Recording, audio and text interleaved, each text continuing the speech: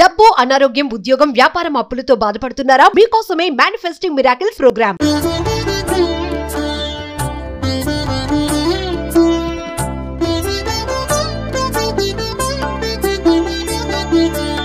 నమస్కారం.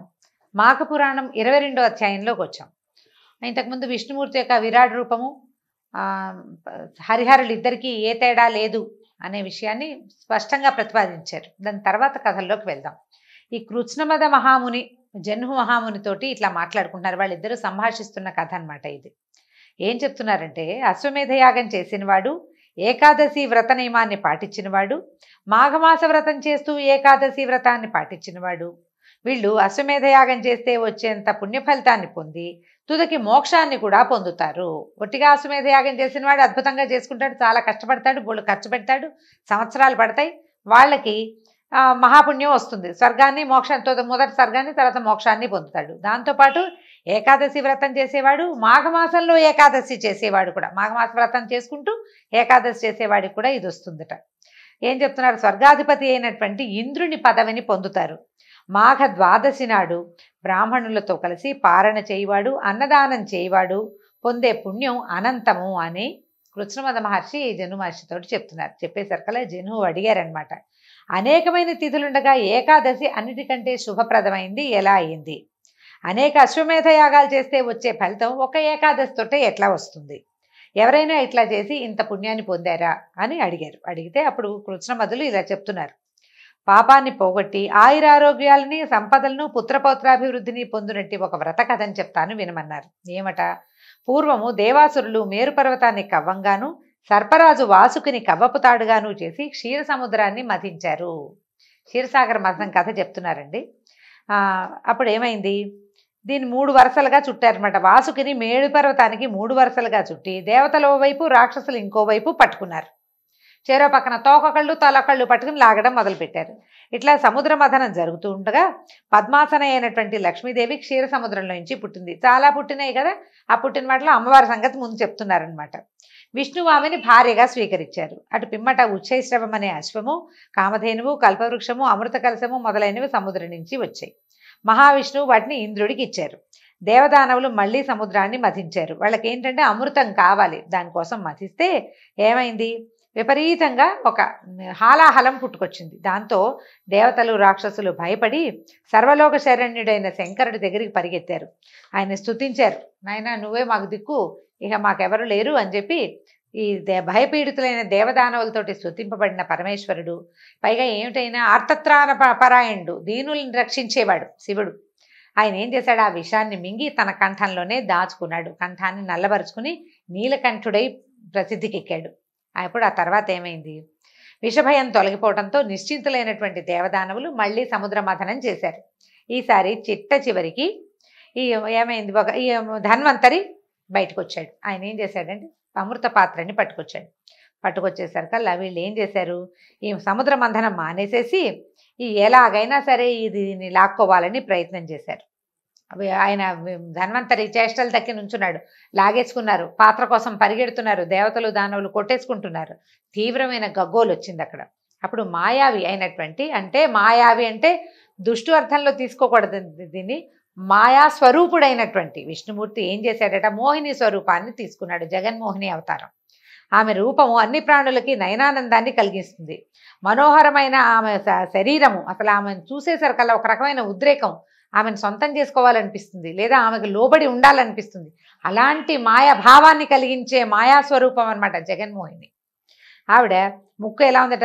వికసించిన సంపెంగలాగా ఉంది. నేత్రాలు మనోహరాలై విశాలంగా ఉన్నాయి. మృదువైన బాహువులు, పొడవైన కేశములు, తీగ వంటి శరీరము, సర్వాభరణ భూషితి అయి పచ్చని పట్టుచీర కట్టుకుని సౌందర్య రాశి ఆవిడ. ఆ అందానికి కళ్ళు తిప్పలేరు, కళ్ళు ఆర్పలేరు. ఆమె ఏది చెప్తే అది చేయటమే, సిట్టు స్టాండు చేయించేస్తుంది అనమాట ఆవిడ. ఎవరినైనా సరే అంత బాగా చేయగలదు. అక్కడి నుంచి చంచలమైనటువంటి ఆ కడగంటి చూపులతోటి ఆమె అందరికీ మోహాన్ని పెంపొందించింది. ఆకస్మికంగా సాక్షాత్కరించిన ఆ మోహిని వివాదపడుతున్నటువంటి దేవదానవుల మధ్యలో నుంచుని, ఓ దేవతలారా, ఓ దానవులారా అంటూ తీయగా మధుర స్వరంతో పిలిచింది. ఆమె రూపానికి పారవస్యం చెందినటువంటి వీళ్ళిద్దరూ, ఈ 2 గుంపుల జనము, దేవతలు దానవులు కూడా, వీళ్ళని మహానుభావులు అనడానికి వీల్లేదండి. లోబడిపోయారు అంటే గుంపే, ఇంకా అది ఇంకా రెండో మాట లేదు. అయితే మంత్రముగ్ధులై వివాదాన్ని మానేసి ఆమె దగ్గరికి వెళ్ళి నిలబడ్డారు. ఆవిడ ఏం చేసింది, నేను మీ ఇద్దరికి మధ్యవర్తిగా ఉండి ఈ అమృత కలశంలోని అమృతాన్ని మీ 2 వర్గాలకి సమానంగా పంచిపెడతాను అని చెప్పింది. దాంతో వాళ్ళు ఒప్పుకున్నారు. ఆమెకు లోబడిపోయారు. ఆమె సౌందర్యానికి, ఆమె తీయటి మాటలకి, హోయలకి లోబడి ఒప్పుకున్నారు. అప్పుడు ఏం చేశారు, 2 వరసలుగా నుంచోబెట్టారు. ఎవరి వర్గాన్ని వాళ్ళు కూర్చోండి, బారులు తీరి కూర్చోండి అని చెప్పి మధుర స్వరంతో వాళ్ళకి నచ్చేలాగా చెప్పింది. అవి ఎవడో తెలియదు కదా, ఇప్పుడు ఫలానా అని తెలుసుంటే వాళ్ళ పక్షం మీ పక్షం అని పోట్లాడుకునేవారు. ఆమె ఎవరి పక్షమో ఎవరికీ తెలియదు. ఆ సౌందర్యానికి లోబడి ఒప్పుకున్నారు. పక్షపాతం లేకుండా పంచుతుందని వీళ్ళు ఉద్దేశపడి ఏం చేశారు, 2 లైన్లలో కూర్చున్నారు. దేవతలు ఓవైపు బారులు తీరి, రెండో వైపు దానవులు రాక్షసులు బారులు తీరి కూర్చున్నారు. అమృత పాత్ర ఆవిడ చేతిలో పెట్టారు కొట్టుకోకుండా. ఈవిడేం చేసింది, ఈ సమస్తమైన ప్రపంచాన్ని వ్యామోహపరిచే మహాసౌందర్యవతి అయినటువంటి జగన్మోహిని అమృత పాత్రని చేత్తో పట్టుకుంది. నేర్పరిగా ఏం చేసింది, 2 భాగాలు చేస్తున్నట్టుగా వాళ్ళకి అర్థమయ్యేలాగా చేసింది. ఒక భాగంలో అమృతము, రెండో భాగంలో సుర కళ్ళు దాన్ని ఉంచింది. ఉంచి ఏం చేసింది, రాక్షసులున్న వైపు సురని, దేవతలున్న వైపు అమృతాన్ని వడ్డిస్తూ ఎవరికి అనుమానం రాకుండా అటు ఇటు అటు ఇటు వీళ్ళకి అమృతం పోస్తుంది, వీళ్ళకి సుర పోస్తుంది, మళ్ళీ ఇక్కడున్న వాడికి అమృతం, అటున్న వాడికి సుర చొప్పున పోస్తూ వాళ్ళకి అనుమానం రాకుండా, చివరి వరకు అనుమానం రాకుండా పంచటం మొదలుపెట్టింది. అయితే ఇది రాక్షసులు ఆమె సౌందర్యాన్ని కళ్ళతో తాగేస్తూ ఈ తాగుతున్న సురనే అమృతంగా భావించారు. అమాయకులు అన్నమాట.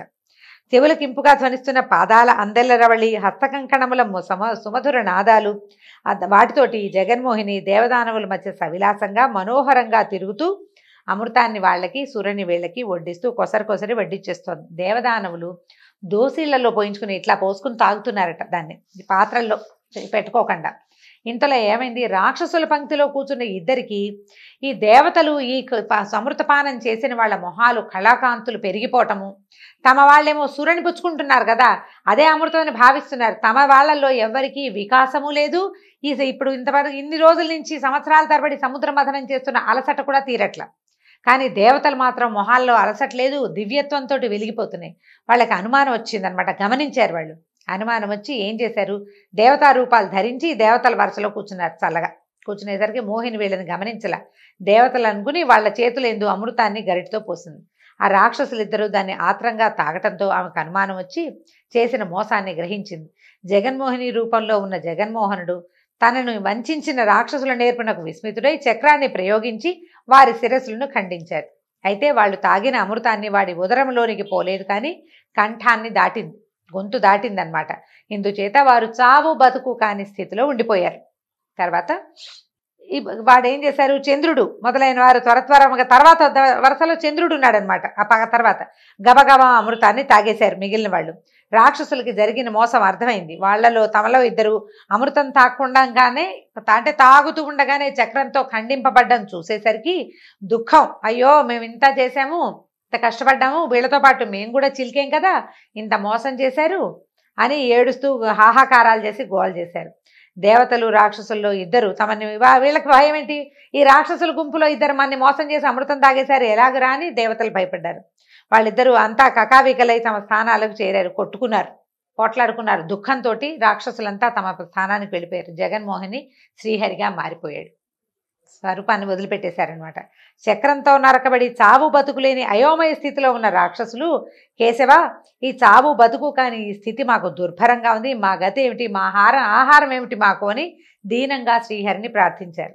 శ్రీహరి కూడా ఏం చెప్పారట, పాడ్యమి పూర్ణిమతో గాని అమావాస్యతో గాని కల సంధికాలము యందు సూర్యుని చంద్రుని భక్షింపుడు, అది మీకు ఆహారం అని పలికెను. ఆ రాక్షసులు ఆహారాన్ని చేరారు, ఆకాశాన్ని చేరిపోయారు, వెళ్ళిపోయారు. వాళ్ళ దారిని వాళ్ళు వెళ్ళి ఆకాశంలో కూర్చున్నారనమాట. ఈ సంధికాలంలో దాన్నే మనం గ్రహణం అనుకుంటాం కదా, సూర్యుడిని ఒకళ్ళు చంద్రుడిని ఒకళ్ళు మిగుతూ ఉంటారు. అప్పుడప్పుడు సంవత్సరంలో కొన్నిసార్లు మనం గ్రహణం అని భావిస్తాం. దాన్ని ఇలా చెప్తున్నారనమాట. ఇంద్రుడు మొదలైన దేవతలు అమృత కలశాన్ని తీసుకుని వెళ్ళిపోయారు. దేవతలు రాక్షసులు వాళ్ళ దారిని వాళ్ళు వెళ్ళిపోయారు. త్రిమూర్తులు ముగ్గురు ఎవరి ఇళ్ళకి వాళ్ళు వెళ్ళిపోయారు. అయితే ఈ అమృత కలశాన్ని సముద్ర తీరంలో ఉంచినప్పుడు 2 బిందువులు కింద పడ్డాయట. పడిన ఆ 2 బిందువుల నుంచి ఒక బిందువు పారిజాత వృక్షంగాను, రెండో బిందువు తులసి చెట్టుగాను పరిణమించాయి. అయితే సత్యజిత్తు అని మా భూలోకంలో ఉన్న ఒక మానవుడు దానికి చక్కగా సేవ చేశాడు. ఆ 2 మొక్కలకి కుదుళ్ళు కట్టి చక్కగా వృద్ధి చేశాడు. ఈ 2 మొక్కలు ఉన్న చోట ఒక మనోహరమైన పెద్ద పువ్వుల తోటగా పరిణమించిందట కాలక్రమంలో. అయితే ఇతను సంరక్షణ బాగా సత్యజిత్తు చాలా సంరక్షణ చేశాడు, వాటికి చక్కటి దోహదంగా బాగా పెరిగినాయి అన్నమాట మొక్కలు.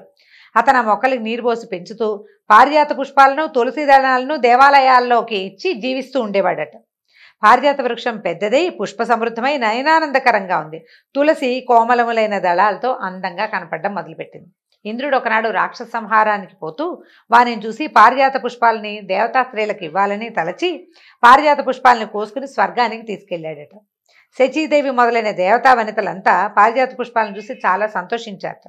మనోహరమైన ఈ పువ్వులు చాలా అందంగా ఉన్నాయి, చాలా ఘుమఘుమగా ఉన్నాయి, ఈ పువ్వులు మాకు రోజు కావాలని కోరారు. అప్పుడు ఇంద్రుడు ఏం చేశాడంటే ఒక గుహ్యకుడిని, అంటే గుహ్యకుడు అంటే యక్షులని గుహ్యకులు అంటారు, పంపించి భూలోకం నుంచి పారిజాత పుష్పాలను వృక్ష యజమాన్ని అడగకుండా, అంటే ఆ చెట్టు ఎవరిది, సత్యజిత్తు పోషిస్తున్నాడు, రోజు ఆ గుహ్యకుడు ప్రతిరోజు కోసుకొని వెళ్ళిపోయేవాడు అనమాట.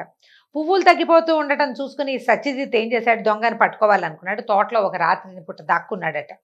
పువ్వులు కోయటానికి వచ్చిన గుహ్యకుడిని పట్టుకోవడానికి ప్రయత్నించాడు. అయితే యక్షులకి దివ్యశక్తులు ఉంటాయి కదా, అతనికి చిక్కకుండా ఆకాశంలోకి ఎగిరిపోయాడు. ఆకాశగమన విద్య ఉంటుంది వాళ్ళకి. వెళ్ళిపోయేసరికల్లా సత్యజిత్తు ఎంత ప్రయత్నం చేసినా పట్టుకోలేకపోయాడు. రోజు ఇదే అవుతోందనమాట.